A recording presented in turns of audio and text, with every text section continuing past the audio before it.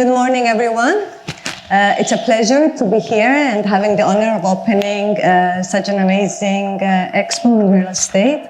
Our talk today is very interesting because we're talking about real estate, the growth, the prosperity, and what's lying ahead. But at the same time, as we see a great momentum in real estate, the real estate sector is facing a lot of pressure around sustainability, affordability, regulations, and so forth. Today with me, I have an esteemed and a very well-known and very experienced group of panelists, which will shed light and will allow you to understand from a data perspective. I would like you to welcome Pavlos Loizou, who is the CEO of Askwire. You're going to tell us a few things about Askwire. Mr. George Chrysochos, Executive Director of Seifield. Mr. Panos Alexandrou, the CEO of Prosperity Group, and Maria Pastella, which is Hadjisotiriou, which is the business development of RE/MAX. For a brief introduction, before we go into the market demand, I will allow my esteemed panelists to give a few minutes introduction about their background, and I'll start with the questions. Pablo, would you like to tell me a few things about Askwire? Sure. Thank you all for being here this morning. I'm on coffee number 3. So if you want coffee number 4, give me a shout. So Askwire is a real estate data analytics company. What that means is that we collect data about real estate, not only the market, but also environmental data. But then also we track things like building permits, companies opening and closing, and that type of thing. So we, using open data, we have built the profile of Cyprus, Greece, and Romania. We update transactions, asking prices, asking rents, etc., on a daily basis. And through a long period of a process of not only data collection and collation, but also cleansing, we map this data, make it available via BI, and also we auto-generate valuation reports for agents, investors, and others. Thank you. Thank you, Pablo. George, Seifield? Hello, good morning from me as well. I'm also a subscriber at Pavlos software, so I urge you all to do the same. Very useful tool. Thank you. Seifield is a contractor, developer, and soon to be energy player in the market in Cyprus. We are active in all areas of Cyprus throughout the island. And that's pretty much it. Pano?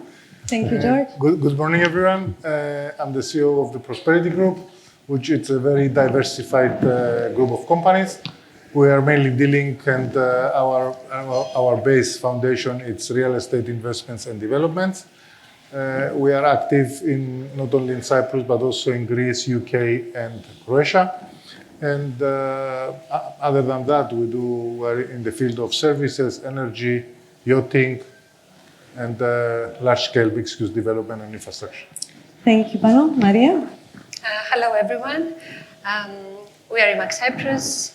We are part of RE/MAX Global, the #1 real estate agency in the world. We service buyers and sellers across Cyprus with offices and a big team of agents. We are also subscribers in Pavlos software, and the automated generated reports. So we do have our main core is exclusive properties, properties that are correctly priced, and buyers can find something that they cannot find it anywhere. So you can visit also our booth to see properties exclusively that we are launching today as well. Thank you. So anyone interested to register to Pavlos? It's a marketing. It's a marketing, yes. Yeah, okay, so let me start with some basic market fundamentals and constraints. And based on your platform, Pavlos, I would like to ask you, what are the major structural changes that you're currently seeing through the development in the past couple of years? Sure. I won't do couple to show my age, so I'll do 20 years. Okay. Right, so I think what's important is there are 3 things that changed. First of all, foreign buyers were always a big part of the Cypriot real estate market. Levels like now that we have about almost half, 45 to 47% of transactions are carried out by foreigners. We had this in the past, in 2007, 2008. The difference is the composition. So back then, it was primarily British buying us for second home, to some extent financed by very cheap financing in Swiss franc loans. Now what we have is almost an even split between EU and non-EU. Non-EU primarily from Israel, to a secondary extent Lebanon, and of course Russian-speaking countries. And then on the other hand, within the EU, Poles, a lot of Poles are moving to Cyprus, especially in Paphos area, Germans, British, now that they're out of the EU account there. So we see a more diverse number. So this is the first structural change, if you would like, in that regard. The second is the type of development. So whilst before you had locals who bought land, developed, and sold through their own networks or overseas networks, now it's totally different. It's the foreigners who are buying the land, developing, and selling on. So the full vertical spectrum is undertaken that way. The third is the type of projects that we are seeing. So more and more of the projects are integrated. So you have residential with commercial put together. You have the commercial element being of a much higher spec than before. And then on the residential side, you have not only buying the apartment or the house, but there's also an array of services that go with it, not only facilities and property management, but more importantly, short-term rentals, rental guarantees, etc. So things have become a lot more sophisticated and complicated, and in many ways, companies are, and the market is more fragmented than it was before. Thank you. George, I would like to have a look from the supply side. A lot is being said about critical changes around the permitting and labor shortages. How is this affecting Cyprus today and the industry in general? Yesterday there was a press conference organized by the Cyprus Developers Association with Build Europe. And the main message and the main conclusion from the whole discussion was that Europe, and of course Cyprus as well, is suffering from shortage of supply of homes. This is the main driver of the affordability issue, the availability of homes. In Cyprus, there are two constraints when it comes to supply of homes. The completely failed transition of the local government structure, which unfortunately, instead of improving the time for permitting, has increased the time for permitting to the point where the regulators, the parliament had to extend for another 6 months the VAT law, the grace period for VAT, because the permits that were submitted prior to October 23, many of them have not yet been issued, planning permits. And when it comes to building permits, it's even worse. And subsequently, final inspection certificates. So there is a huge bottleneck now at the level of local government in issuing permits, which is creating this whole affordability and problem that we see in the market and the rising prices. On the other hand, our industry, construction industry, along with hospitality, agriculture, and some other industries, are suffering from acute labor shortage at an extreme level. And we have been dealing with a lot of obstacles in importing labor from abroad. Unfortunately, the labor unions of Cyprus, they still hold a lot of power, and they are blocking this process as much as they can, because they think that if there is a shortage of labor, the salaries of the working force will increase, unfortunately. What they don't really understand is that the people we bring in, the labor from abroad, will get the same salary as the locals. So it's not really a competition. It's not driving them down. So we're trying to fix this problem as an industry.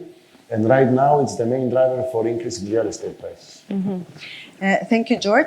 Pano, now from an investor's perspective, all these changes in regulation, all the political dynamics that our country is facing, how is it affecting investment? We had a very interesting talk before a while, but how is it actually affecting you? Look, I will agree with everything that George has just said, and unfortunately, from an investor's point of view, it's very worrying. Uncertainty is not good. You know, investors, funds, family offices want to know that they're putting their money at the right place, that the response and the reaction time from the authorities and locals and the community is to support such an initiative.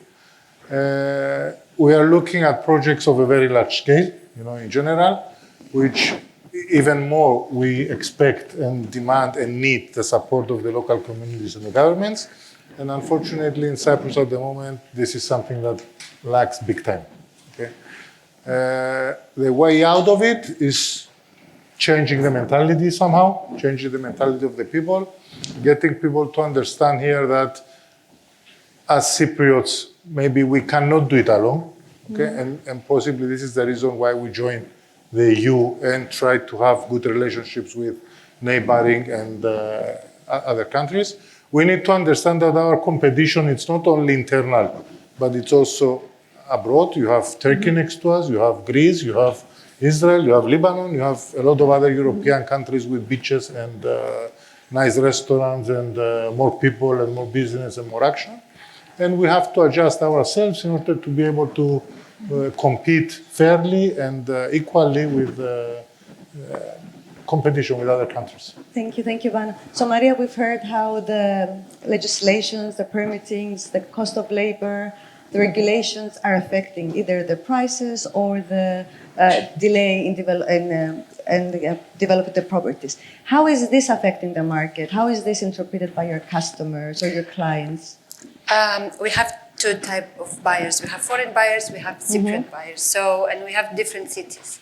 So we offer a different product in each city, to be honest. So not everybody's affected with the same way. Let's say Nicosia, which is the capital, is not affected by foreign investment or foreign demand in terms of, you know, increased pricing with increased demand, but is affected by construction costs and delays in building permits. I think Limassol has the biggest problem in terms of permits because we build larger scale projects. They need longer the permits to be issued, and then the supply is also delaying getting into the market. Let's say compared to Nicosia, which has much more building permits issued in 2025. So there are more projects, faster delivery, so faster supply in the market. So not all buyers are affected with the same way. Local buyers in coastal cities are mostly affected because we have also foreign demand. Supply is the solution to the problem, but it's also the obstacle with the building permits. So without, you know, finding solutions for the building permits delays, then we will have delay in supply, and this will go on and go on and go on. Thank you, Maria. Pablo, since Maria is saying that each city is different, could you just shed some light into the areas that today you see having the biggest growth, or is this growth sustainable based on the numbers that you're seeing? Sure. Just give us an analysis. So Yeah, I think of course, every area is different. Right? I mean, that goes without saying. Just to start putting some numbers, in the first quarter, the first 3 months of this year, we had 1.4 billion in transactions, around 6,000 properties change hands. Now, that's a lot, right? The whole 2025, we had 6.5 billion. But if we take that 6,000, 1,000 of those were under 25,000 euro. Under 25,000 euro, right? Imagine.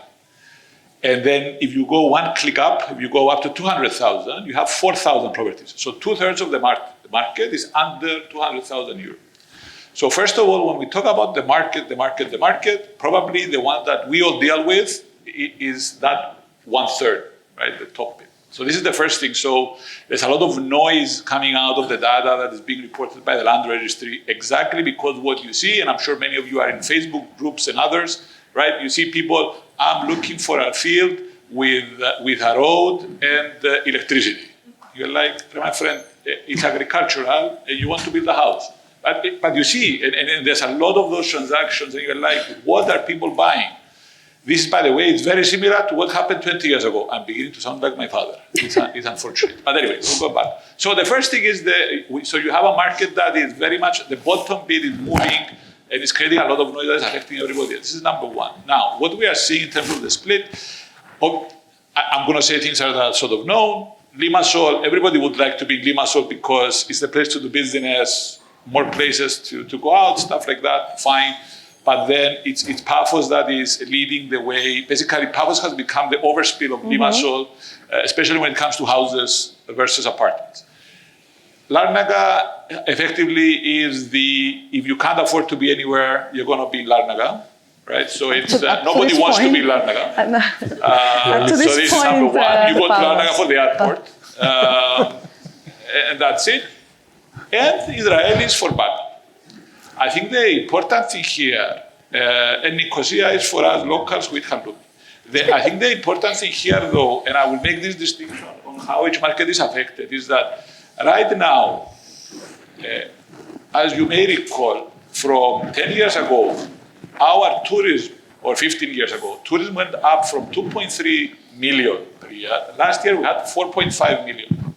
Right? This is incredible, right? Double the number of tourists. 40% of tourists who come to Cyprus do not stay in hotels. 40%.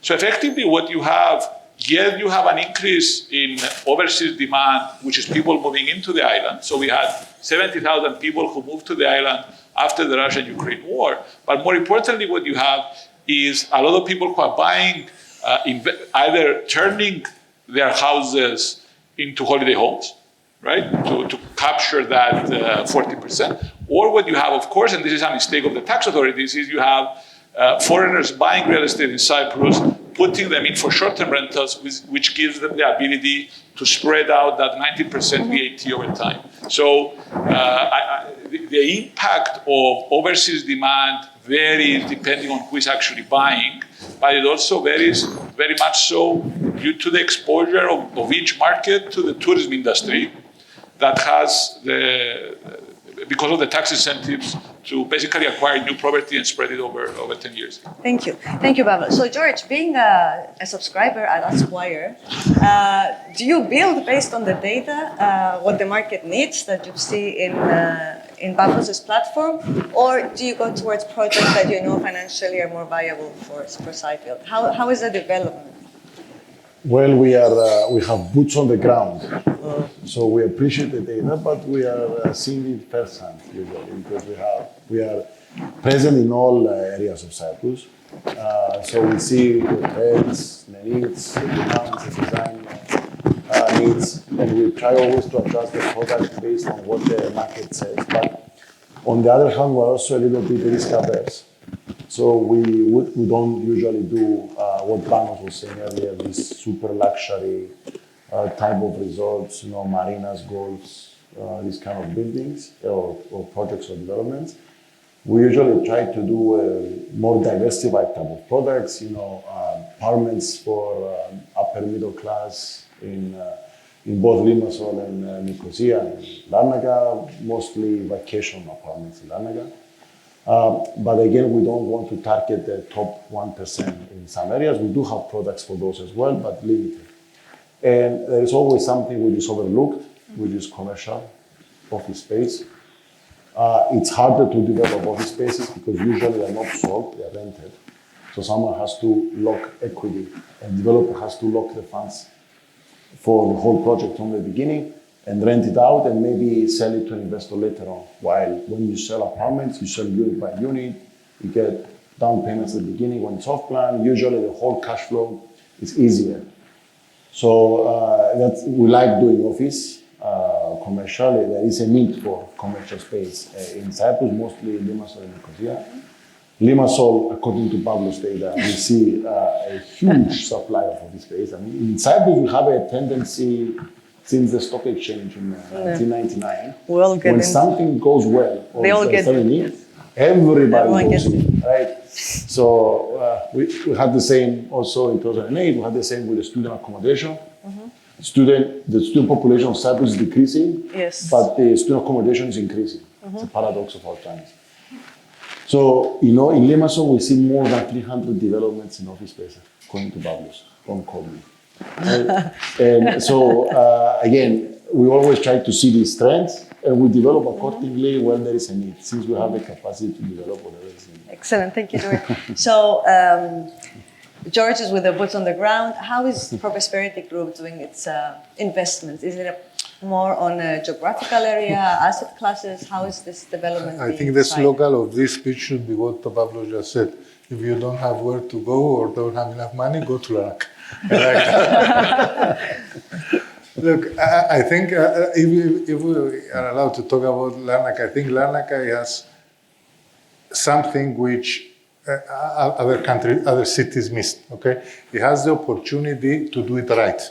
Okay, because it's so undeveloped, because there is not many people living there, because not many people are visiting Larnaca other than the airport of Larnaca and then take the highway and go to Limassol, Nicosia or Ayanaba, it has the chance now to do the infrastructure correct, to create the right foundation and base for people to live there and be entertained and have schools and have hospitals and have roads and have parks and pavements and cinemas and bowlings, etc., which I don't think they will manage to do. Okay? And the reason is nobody takes things from the beginning, from the ground up, and start thinking, okay, how will this city or this country or this place be in 30 years' time? Maybe they say it in words, but nobody really sits down and thinks, and you can see this in Limassol. We have been developing the area of where Park Lane Hotel is in Yermasoya. Now we're developing the other side, but the road system remains exactly the same. A lot of apartments which are sold, people do not come and live here. So a lot of people buy to let, and that goes in line with what Pablo just said. And if, for God's sake, all of these people decide to come and live in Limassol with their families, the city will sink. The sewage system will not be able to take it. The traffic system will not be able to survive. We don't have enough, I don't know, cinemas, bowling, places for entertainment. Restaurants, very few. So, hospitals, education, schools. Now they are creating the schools in Ayafila area. And if you get stuck in traffic going or leaving Ayafila, good luck to you. Yeah. It's crazy what's going on. And there is nobody to grab it from the horn and say, guys, stop. Let's all sit together. Let's see what we need to do. And let's see where will we be in 40, 50 years down the road, because we will pay for all of this. Pano, you just took the question I was going to ask in a second round, but since you brought that topic up, we're talking about a lot of development and infrastructure and demand from locals and international clients. And what you've said now, I was going to address this question also to George. Are we ready to support such infrastructure? No. We're just developing, we're seeing numbers of properties increasing rapidly. We're not ready to support it. We're not ready to support it. And we are not only we're not ready to, we don't listen. We don't want to listen. We don't want to understand. We you know, my company, myself personally, we try so hard to bring the right people, the right consultants, the best of the best of the best, to explain to us what to do and how to do it. When I say us, I mean the right people, let's say, in the country, and we just don't want to listen. You know, we ignore them. We don't believe them. We think we know better than everybody. We don't learn from examples which I just told you, Larnaca and Limassol, and I'll be telling you, Larnaca, make more roads. You need more roads. How will you connect the Degelia road with Pervoia, with the airport?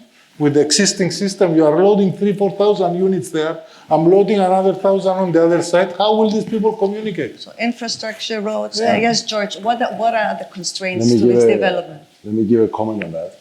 Right now, the government's budget for roads, infrastructure basically is split into hard and soft infrastructure.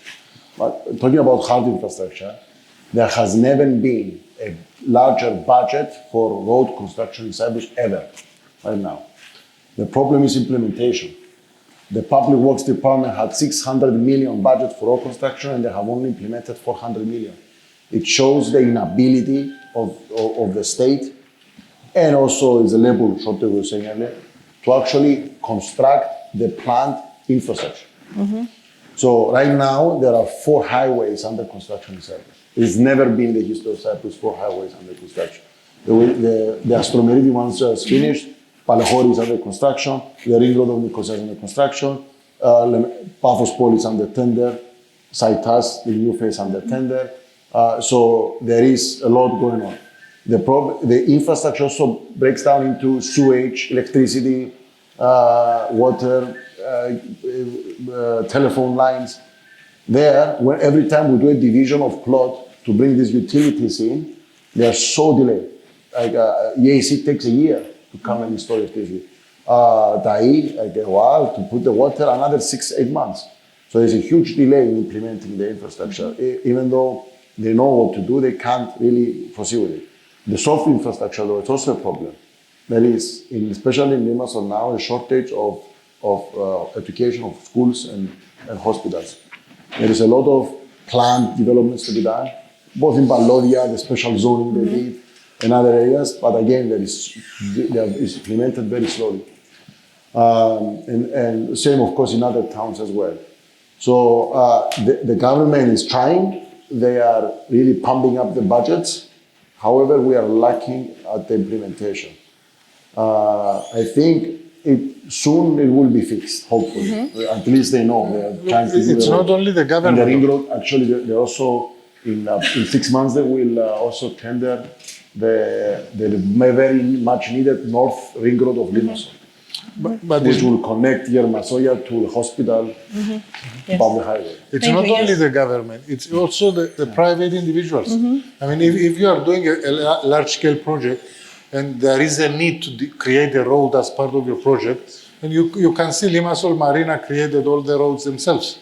They connected their project with the road system which was existed at the time for in and out and parking spaces, etc. So if infrastructure is designed correctly, energy, we have been discussing, we pay crazy money on electricity. We possibly have the most expensive electricity in Europe. We do actually. Maybe close to the most expensive in the world. Yes. And there is not enough done to bring electricity prices down. There is licensed projects which are not operating. And we're lacking, there is always something which stops us from doing it right. And this something needs to be found and addressed and dealt with. Thank you, Vano. Maria, we've heard now how the infrastructure, your clients, I'm sure, when they want to buy a property, they look at such issues. Transport, hospitals, schools, how is this affecting you? What is the most difficult pitch when you go to show a property? Look, it affects definitely the decision of the buyers. And then again, we have foreign buyers, we have private schools. So cities offer more private schools, more levels, and then some others don't. Maybe they are in the process of doing so. But we are dealing also with resale properties and newly built properties, which it's also different from both. And it's not just infrastructure that is the main decision point for buyers to buy, although they do look the whole city, how it's performing, let's say, depends on lifestyle. So there are foreign buyers and high net worth individuals that they are choosing Limassol and they are ready to pay this premium price because the infrastructure is there, although we do have a big traffic problem. So infrastructure needs also to keep up with this premium, definitely. We have Paphos, which doesn't have this premium, but it has reliable infrastructure for a quieter life, more like retirees or European clients. So, and Larnaca, which is the one which is up and coming. Okay, so investors see progress in Larnaca, but Larnaca needs to also step up for this vote of confidence. Yes, there are many projects that are promising, but also need something to be implemented and show that, yes, Larnaca is also on the map and takes seriously the investment. So because we are dealing with resale and with new properties, our buyers are looking for the lifestyle, which the lifestyle is also very much depend on the infrastructure. So we also need more schools, more private schools to have more foreign buyers as well. so we can accommodate. We do have shortage of supply, and also the other facilities of a family moving to Cyprus. They need schools, they need hospitals. For a retiree couple to move to Cyprus, they still need the hospitals, the good healthcare system. So infrastructure is very important if we want to continue having this momentum and be in the map for foreign buyers.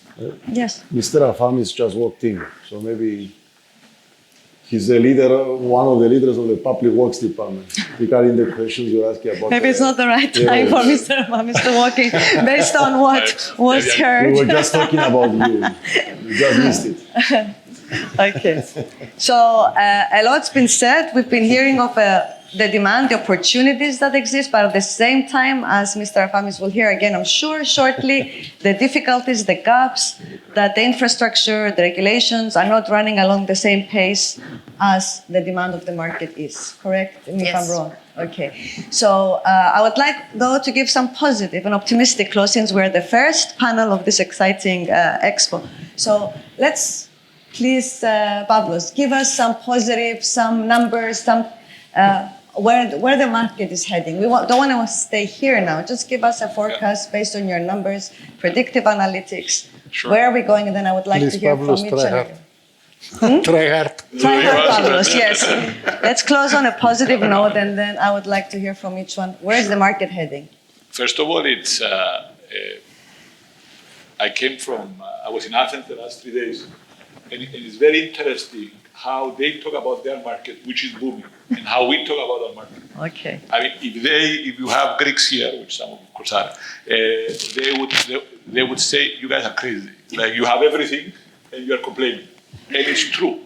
Right? I mean, here we are saying we have 4 highways under construction. Unbelievable, right? For Greece, it would have, I don't know, I mean, you look at their town plans, and it's, you open the relevant folders, and it's more than 100. It says King of Greece on the stand. You're like, what's happening here? But so, in many ways, I think we need to remember where we are and how much this country has achieved compared to where it was. Yesterday, I met someone who said, my job, he said, over the weekend when the bail-in happened, was to make sure that all the ATM machines had cash inside for people not to freak out when they would go to take money out of the bank and then create a bank run. This is March 2013. So for a country to have gone from there to here, doubling almost is GDP, number one. Government debt went from 110% after COVID. We're now under 50% of GDP. Right? Second highest pay reduction. So there is almost no unemployment, right? Which is a problem for the gentleman. For everyone, I think it's a problem, but it's also positive. The diversity of revenue and of people who are coming in is great.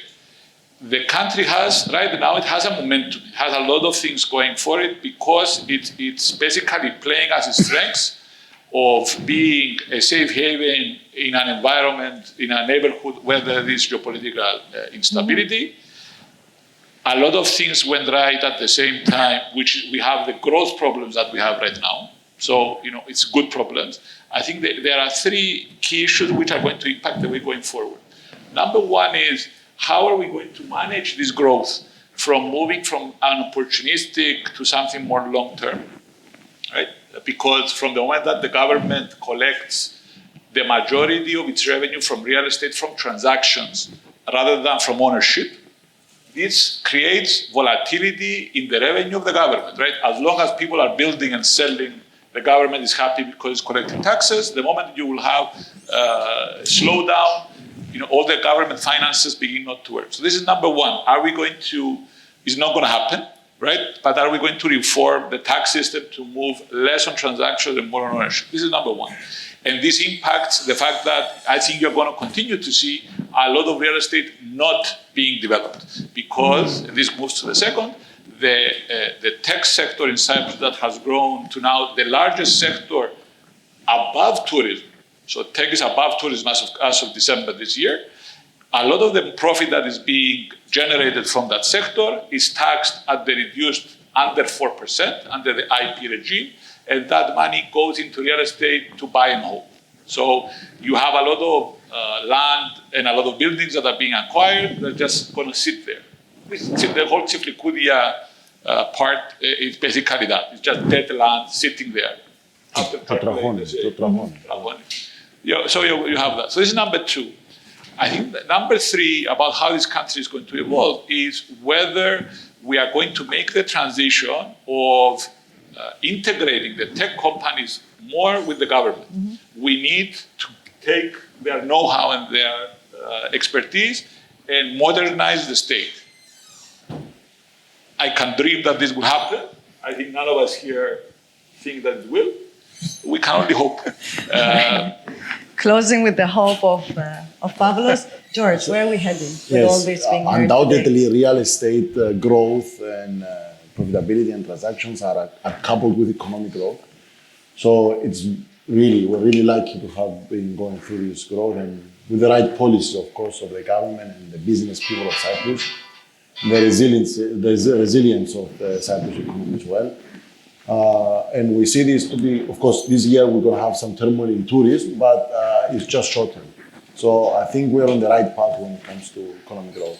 There is one element which I want to address, the elephant in the room. The elephant in the room is the 24th of May. That's elections for the new parliament. And I assume that almost everybody in here are dealing with the real estate market, and you really care and you want this market to perform well. You have one weapon to make sure that this market performs well, is your vote. Because the biggest, by far, risk that this market faces in the next few years is politics, 100%. It's not any war, it's not Iran, it's not Ukraine, it's not Israel, it's nothing. It's politics. We have seen a proposal in the parliament in the last few days before its resolution restricting foreign buyers of buying real estate, more than one real estate. And thankfully, they didn't have time to vote it. We fought it as much as we could. Imagine with the new parliament, when there is going to be populists, bringing proposals like that, restricting foreigners of buying real estate in Cyprus. That's worse than anything that can happen. So please, go vote reasonably, cast your vote on non-populist parties to protect your job and your investments. Thank you, George. Panos, your closing. Yeah, it is amazing to see how everything is interlinked. It's crazy. You know, whether you are talking about what George just said, the vote about allowing foreigners to buy, or how many foreigners can buy in Cyprus, to this affordable housing, you know, that somebody suggested, let's build 10,000 affordable homes and sell them to the people, or rent them to the people, and it will be cheaper. And yes, do it, but that will create competition to the people which are coming from abroad and buying in Cyprus, and they want to rent it for holidays. And yes, it's a good thing to happen, but it needs to happen right. And there is countries like the UK which had the S106 in their planning thing, and it says that these houses, because we want to build the right infrastructure, and because we want to have the right policemen, help the police, help the fire brigade, help the hospitals, we build houses cheap, and we rent them cheaper to these key workers, the so-called key workers, in order to support them. Because we pay them maybe a lower salary on the other side, we help them with their accommodation cost. And there is a lot of other solutions which can happen like this one, but somebody needs to do it right. Somebody needs to study it and do it right. And that's my biggest concern. That's whether we will manage to do that or not. Now, restricting foreign buyers and this, I think it's a suicide. You know, we don't have enough people here to buy. We are always trying to press the market down. My view is we should let the free market work. We should let competition work. And what we should be doing as entrepreneurs, investors, business people, it's to make sure that people get the right remuneration, and we together, by making more profit, we can afford to pay people more. And then when our people make more money, they can rent expensive apartments. So we don't need to try to push the market down, because then it goes back to how much does the government make, and then the government doesn't make enough to pay their people, and it's a domino effect. Or what Pavlos just said, we have the biggest we have lowest unemployment. Okay, yes, we have lowest unemployment, but then we have a government which employs maybe half of the population. So half of the population pay taxes to pay the other half of the population who are not as productive as what we call productive, and we don't have unemployment.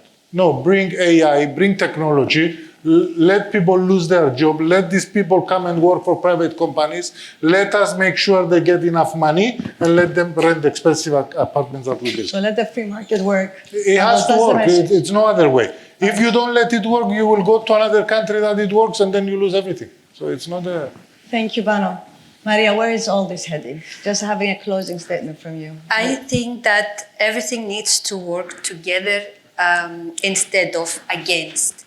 We cannot address affordability housing by stopping foreign investment, and the other way around as well. So if this happens, it means that demand will be lower, so supply will be higher, and then the market will do its own thing. But this is not the solution.